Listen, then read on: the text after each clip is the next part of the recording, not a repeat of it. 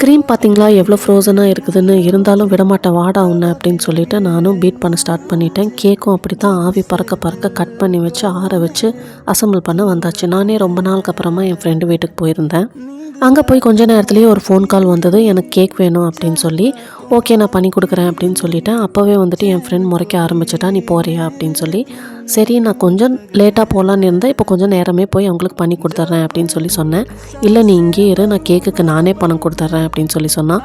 என்ன தான் நீ கொடுத்தாலும் எனக்கு கேக் பண்ண சாட்டிஸ்ஃபேக்ஷன் வராது, ஸோ இன்னொரு நாளைக்கு உங்கள் வீட்டுக்கு வரேன் அப்படின்னு சொல்லிவிட்டு அங்கேருந்து கிளம்பிட்டேன்.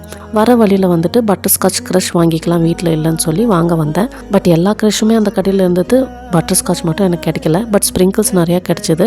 அப்போவே வந்துட்டு ஃபிக்ஸ் பண்ணிவிட்டேன், இந்த கலரில் தான் இன்னைக்கு கேக் பண்ணணும் அப்படின்னு சொல்லிட்டு வந்து கேக்கையும் இப்போ பண்ணிகிட்ருக்கேன். இந்த கலர் காம்பினேஷன் எப்படி இருக்குதுன்னு சொல்லிட்டு எனக்கு கமெண்ட் பண்ணுங்கள். அப்படியே வீடியோக்கு ஒரு லைக்கையும் போட்டுட்டு சப்ஸ்கிரைப் பண்ணிக்கோங்க. டடா.